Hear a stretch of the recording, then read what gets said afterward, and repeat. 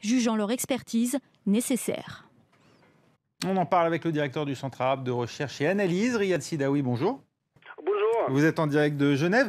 Pour bien comprendre les motivations de ces miliciens, c'est le départ des ex-kadhafistes ou plus prosaïquement la tenue de nouvelles élections qui les motivent?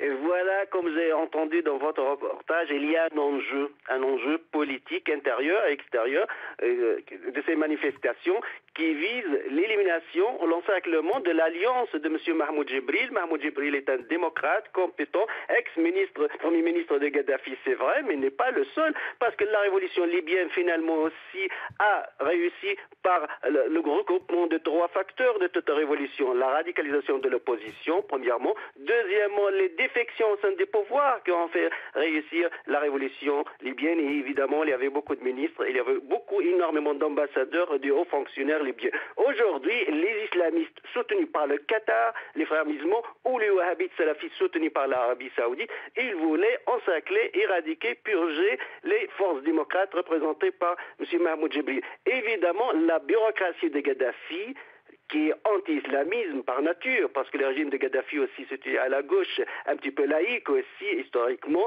cette bureaucratie a choisi de soutenir l'alliance de M. Mahmoud Jibril contre l'islamisme des frères musulmans pro-qatariens ou contre le wahhabisme pro-Arabie saoudite. C'est ça l'enjeu principal. C'est donc un enjeu électoral, avant tout, on l'aura compris. Alors à combien estime-t-on les personnalités plus ou moins proches de Kadhafi encore présentes dans l'appareil d'État ?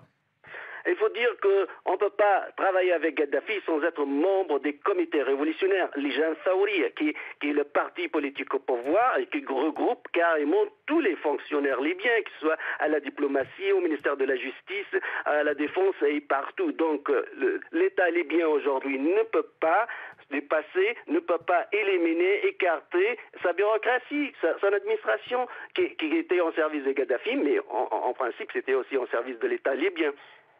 Vous voulez dire qu'aucune force politique aujourd'hui n'est en mesure d'incarner une alternative et de faire fonctionner le pays ?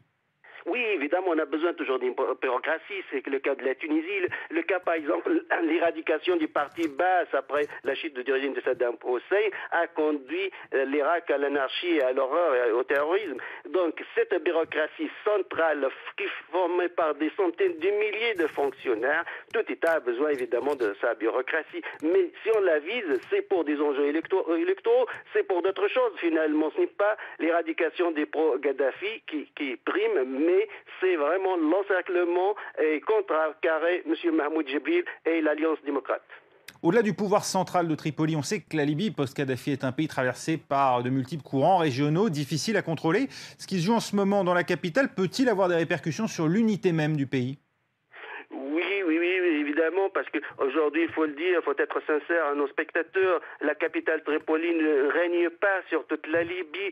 Chaque ville constitue son propre armée, chaque ville a son propre conseil, chaque tribu a sa propre milice, chaque parti a sa propre milice. Les armes sont en circulation partout en Libye. Il y a une anarchie à la différence de la révolution tunisienne ou la révolution égyptienne. La révolution libyenne était contre le régime de Kadhafi, mais aussi contre l'État libyen et l'armée libyenne. On a eu la chute en même temps du gouvernement, du régime et de l'État et de l'armée nationale libyenne. C'est la brèche qui règne en Libye aujourd'hui, c'est ce vide qui règne et c'est l'absence d'une armée nationale puissante, forte, homogène et qui n'est pas ni tribale ni régionaliste, qui pourrait stabiliser le pays et faire face à l'extérieur comme à l'intérieur et surtout ramasser toutes ces armes. On ne peut pas avancer en démocratie en ayant des milices armées avec des orques de Staline et des tribus armées avec des missiles anti-aériennes. Ce qui se passe aujourd'hui en Libye remet-il en cause le bien fondé de l'intervention étrangère qui aboutit au renversement de Kadhafi ?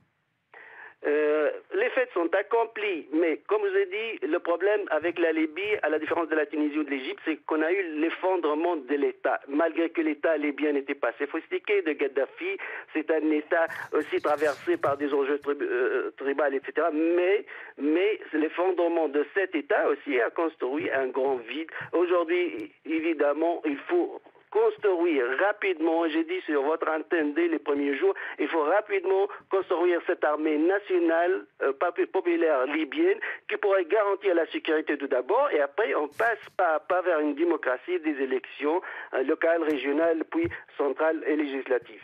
Et y compris, donc on l'a compris, avec d'ex-participants du régime de Kadhafi. Merci beaucoup Riyad Sidaoui d'avoir été avec nous dans ce Focus. Merci à vous de l'avoir suivi. On se retrouve dans un instant pour la suite de Paris Direct. Restez avec nous.